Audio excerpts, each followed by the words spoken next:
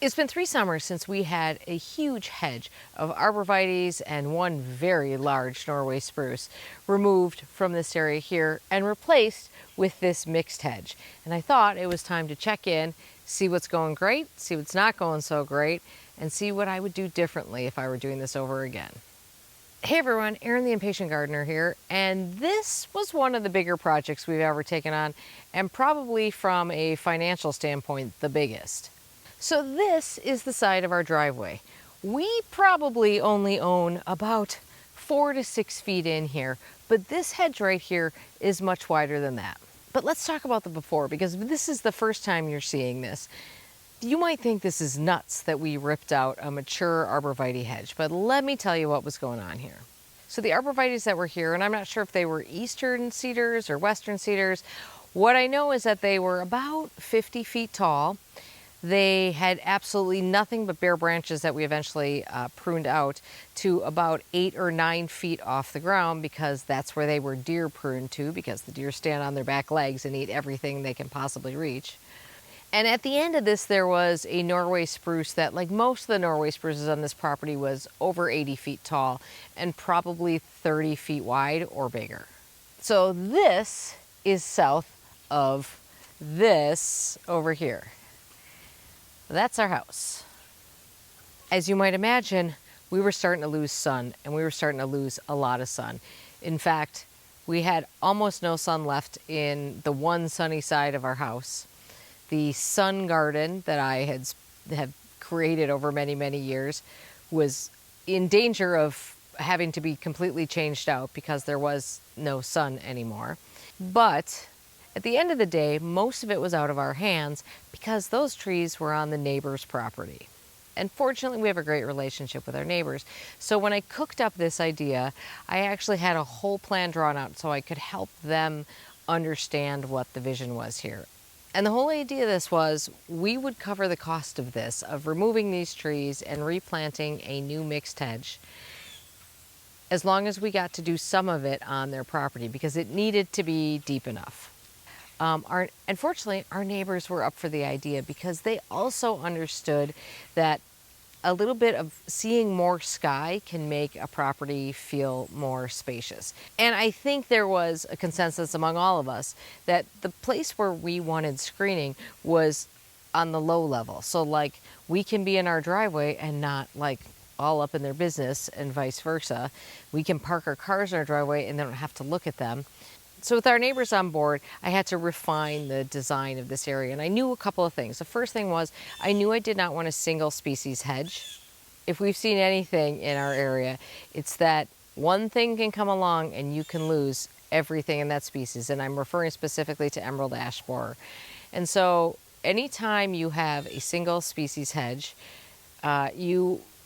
it's a monoculture, right? So any problem that might have, you're going to see, and you're either going to potentially lose your whole hedge, or sometimes just as worse as losing one in a series. And then what do you do about that? So I knew I wanted a mixed hedge, and I wanted it to be, well, at the time I said it was going to be all shrubs and trees, very low maintenance, and I wanted it to be a good mix of native and non-native species. And for the most part, this has been a huge success. So let's take a walk through this hedge, and I'm going to talk you through the things that are working, the things that turned out the way I expected them to, things that have not turned out the way I expected them to, and the things that probably need a bit of a rethink in the future. So I want to start down here by the garage, and what you can see here is that one of the cedars was left right down here. It's quite big, and the decision was to leave that. In the future, part of that could come out, but we didn't think there was a reason to take that out for the time being, because it does provide a nice little block of between our two garages. But the very first tree on the end here, chosen because it's quite shade tolerant, and as you might imagine, this is a little bit shady down here, is this beautiful eastern hemlock. This is a native here, and this thing, I'm going to tell you about 5 trees on here that are my favorite because I love this tree so much. I'm so happy I had an opportunity to plant one. Now, woolly adelgids are really wreaking havoc with these in Pennsylvania and the eastern part of the country. You can treat for woolly adelgids. on a small scale if you have them. I think it's a systemic is what you have to treat with. However, we don't have them in Wisconsin yet. I am sure they'll be here at some point, but for now it's not an issue. And I just have to say that this tree is the most glorious thing in the world in winter with snow covered on it. It looks like it's straight out of a Norman Rockwell painting. In front here, this is a bit of a surprise for me. This is Dervilla, and I think this is Kodiak Red. I think I was looking for orange. I couldn't get it. It was Kodiak Red is what I went for. The leaves are green. I don't remember if it's ever red, to be honest. It doesn't really matter to me. What I'm surprised about is how big it got and how vigorous it got. All of which actually is a really good thing because this is a total block here, a total screen. It's tough as nails. I will probably prune it fairly hard in spring. It flowers, it gets beautiful, pretty yellow flowers on it. And it is a true deciduous block. And it's, like I said, it's just tough as nails. We can prune it as much as we want. It's no problem. Peeking through here, in the background here, is the first of 3 fire spire hornbeams. This is an American hornbeam. And I'll show you the other ones you can see a little closer. But so we repeated those throughout. So that's kind of the main deciduous tree feature. Those will get, fairly tall over the years, but not 50 feet tall, like 30 feet tall. Now let me show you what's on the back side of this Dervilla. So since this mixed hedge was intended to be deciduous and evergreen, I thought it was really important to work in some broadleaf evergreens into the mix. But the problem is that up here in the colder areas of the country, there are not a lot of broadleaf evergreens that will grow well. In fact, there are very few of them, and very few that will work in this specific situation. Also, because obviously this is a long border, there's some differences in sun and shade. And so we needed something that would work in both sun and shade. And of course, that brings us to boxwood, which is also deer resistant, which obviously is a huge issue here. And so this is Skylight Boxwood from the Better Boxwood series. I have 10 of these planted here. Most of them are in groupings of 3. There's one standalone in there as well. But you might not actually even recognize these as boxwoods when you first look at them, because I don't think we see boxwoods that are sort of grown naturally very often. Boxwoods are amazing for hedging and clipping and turning into sort of topiarized shapes. And I've got plenty of them that are shaped into sort of meatballs or other shapes. And I love those. I love that structure. But I also don't think that that has any business being in this kind of casual border here. And that wasn't the intention there. It wasn't intention. I didn't want more of that maintenance, more of clipping needed. I just wanted a nice broadleaf evergreen that would grow in a nice habit. Now, Skylight gets fairly tall and fairly narrow. So we're talking tall, skinny, which is perfect in this situation.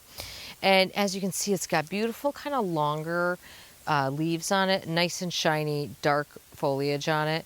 And these 3, I think, look pretty fabulous here. You can see they've grown really well in, now we're at the end of the 3rd year, so you can see that they are, hip height on me.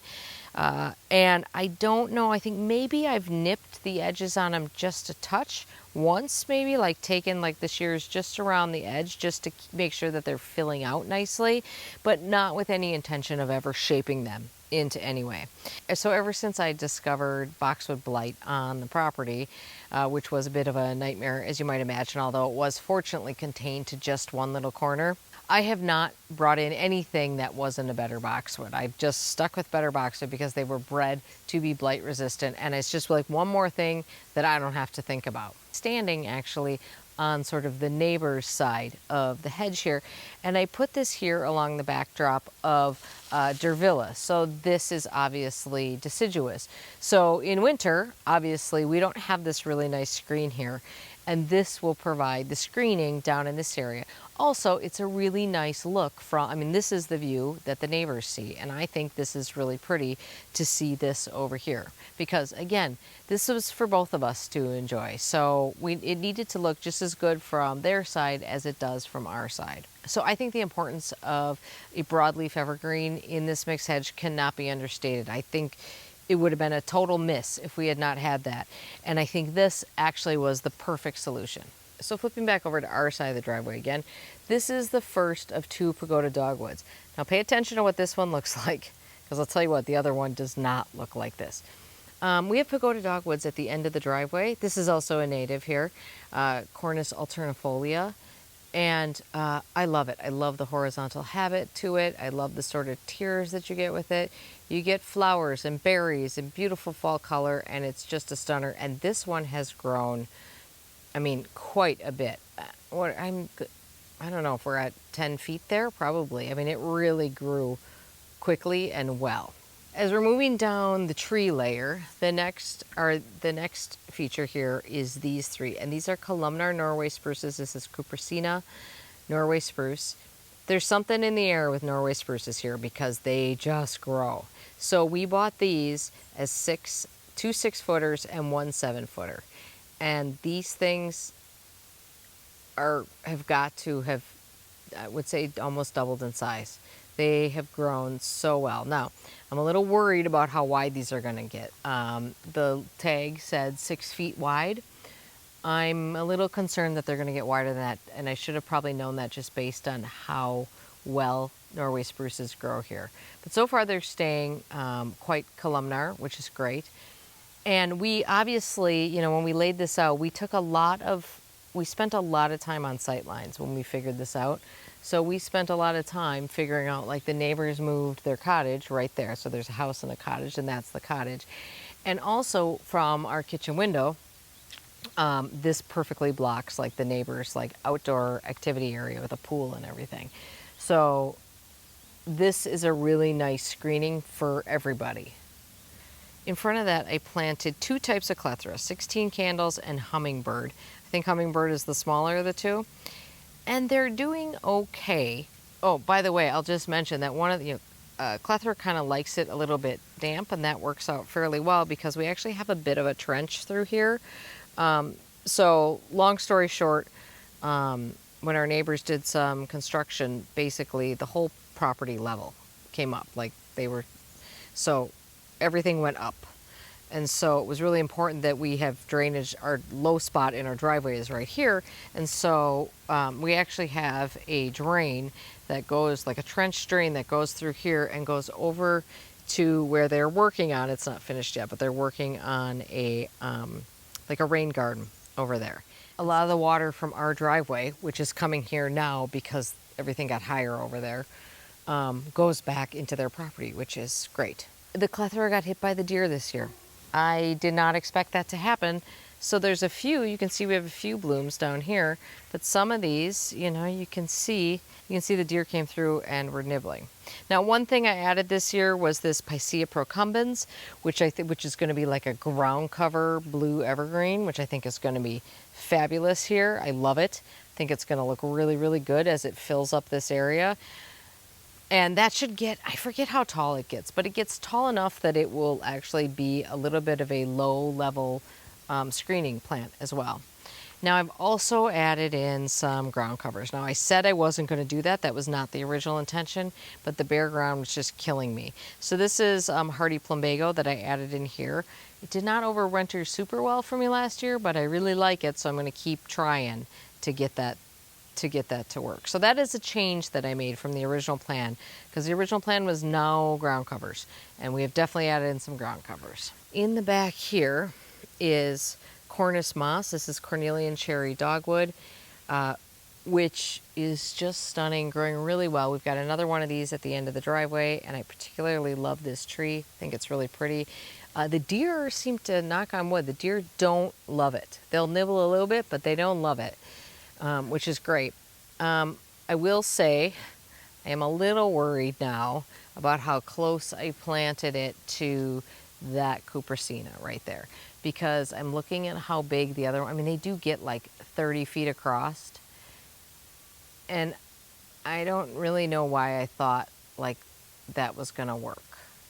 I think the idea will be we're just going to prune selectively to make sure that these 2 things in the future, that these 2 things can live in harmony with one another, because I do think we're going to end up in a situation with canopies kind of colliding a little bit. In front of that, we have another one of those skylight boxwoods right here because again we had an open spot through here, so I wanted to fill that gap. And then we've got a bluebeard here. I'm so glad I put these 3 trees at the center of this. I couldn't love these anymore. This is another one of my favorites. I think all of them are my favorites, to be honest. But this is soft serve Chamaecyparis. I think it is also known as Dow Whiting. Oh God, have these been great performers. Just fabulous performers. The deer have not touched them at all, knock on wood. They, again, look beautiful with a little snow on them in winter. They have this beautiful, this is a foliage texture that is not found anywhere else in this hedge. And so I think it's so beautiful. In front of that, we did this pretty early on. I did put in a ground cover of, I think this is, originally I had Geranium macrorhizum, now I think it's Geranium cantabrigensia, which is basically the same kind of thing, just a little lower growing.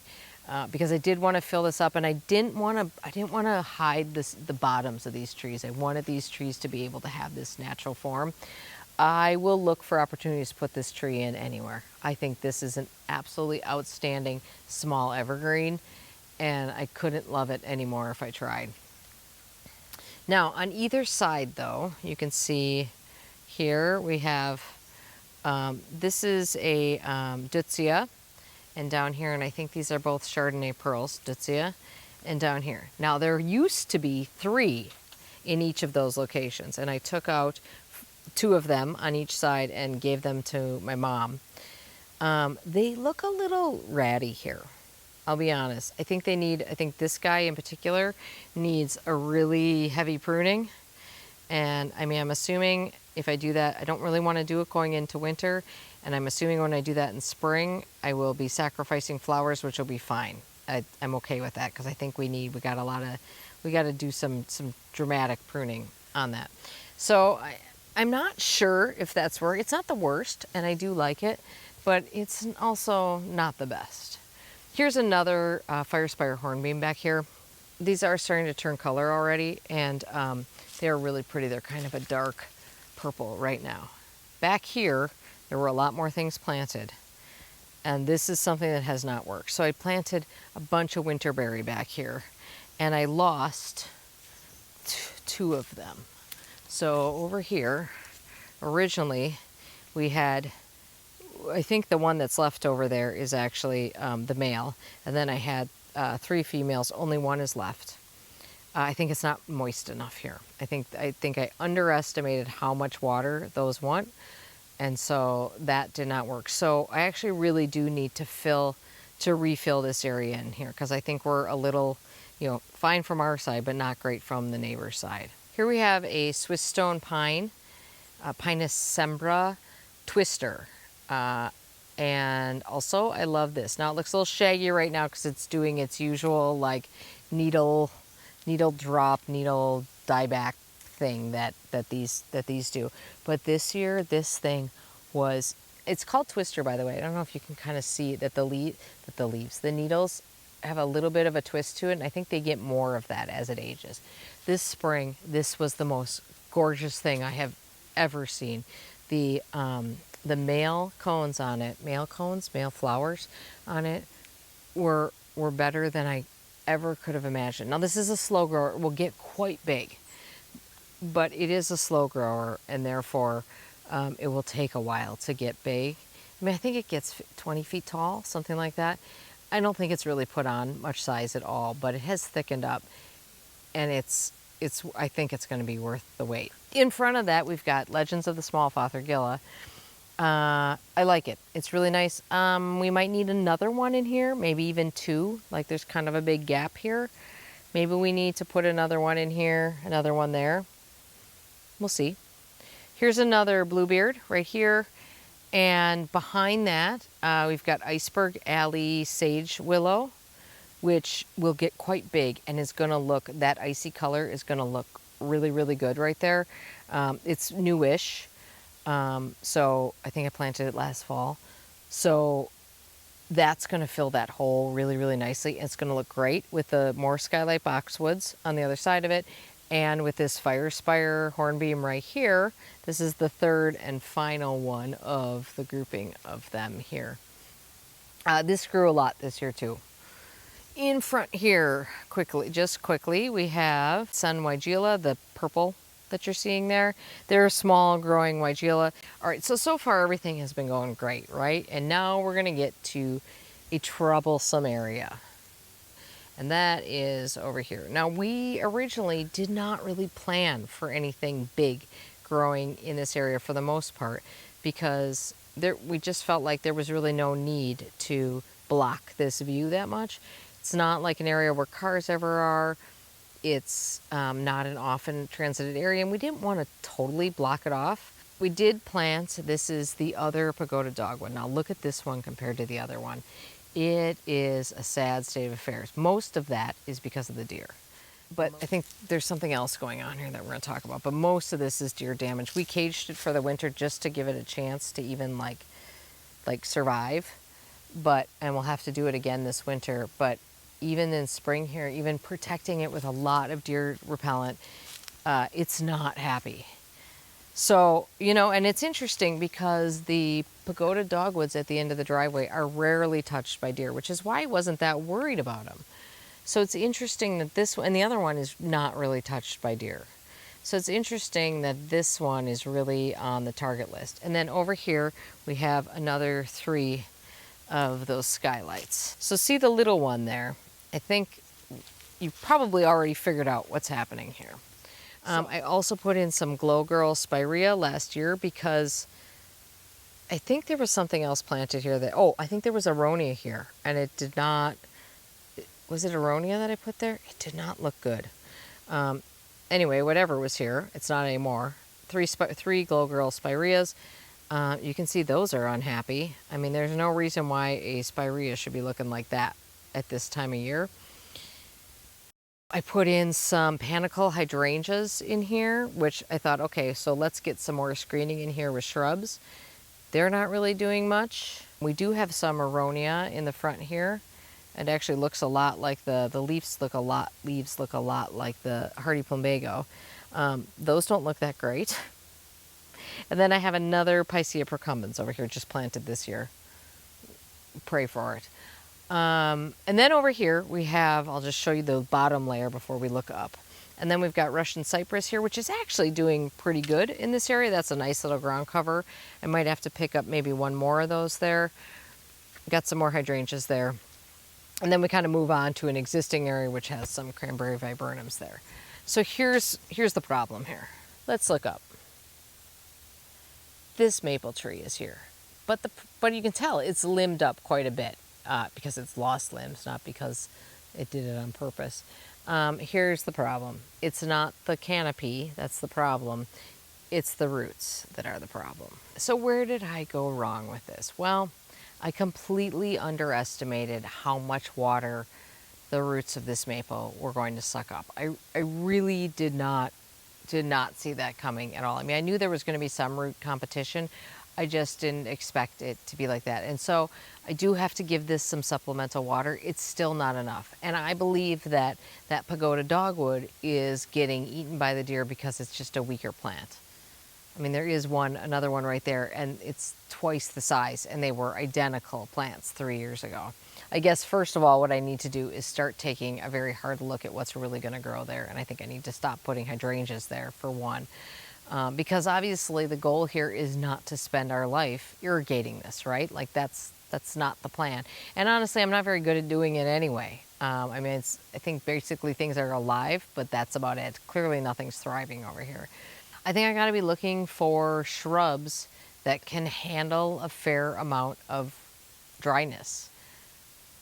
And I don't know exactly what that is, so I'll have to do some research. In the meantime, though, I'm just going to keep trying to keep these things alive. So if I'm grading myself on this project, I'm going to give myself a B- because of this problem right here.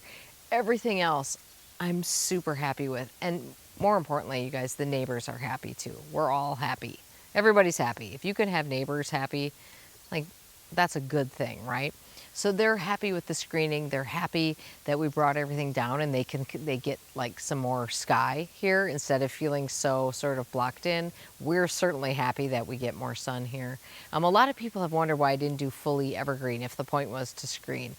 And well, I already mentioned why I wanted to do a mixed hedge here and why that was important to me. The other thing to keep in mind is that people are not outside a lot, outside their houses a lot in winter in the Midwest. So the daily kind of everyday living kind of stuff that goes on doesn't really matter in terms of screening because nobody's out there doing it. 3 years in, here are my marching orders. First of all, figure out this situation underneath the maple tree here. I'll come up with something. In the meantime, I'll keep what's here alive, and maybe I can get things established enough to just make it over this hump and actually get going and then be okay and adapt a little bit. Seems optimistic, but you never know. Fill in a couple of the gaps where things have I just chose the wrong plant. Again, I mean, with the winterberry, you know, same thing. I was just, in my head, there was more water there than there is, right? Clearly, because that's the only reason why they wouldn't be doing well is because they weren't getting enough water, because they really want more water than I think I anticipated they would. Add some more ground covers in. Keep the ground cover layer going. I don't want to look at this mulch. I mean, really what I have here is an opportunity to put some more shrubs in. That's never a bad thing as far as I'm concerned. It's just finding the right ones, because so far I don't think I've nailed it, at least down on this end. I think the other side, pretty happy with most of the choices I made. Down here, gotta work on it a little bit, or maybe just add more of the ones that are working already. Okay, so that's my analysis of this. 3 years in, everyone says sleep, creep, leap. It's not always the case for trees and shrubs, but we have definitely seen some leaping this year. We've seen some serious growth this year, which is wonderful to see. It means what we're doing is working, and we love it. And this project was a bit of a leap of faith, and it's a leap that I'm really glad we took. All right, thank you for watching, and thanks for following along with this project. If you want to follow along with where it goes from here, you know what to do. Subscribe if you haven't already. Like this video if you liked it, and we will see you soon. Have a great day in your garden. Bye, everyone.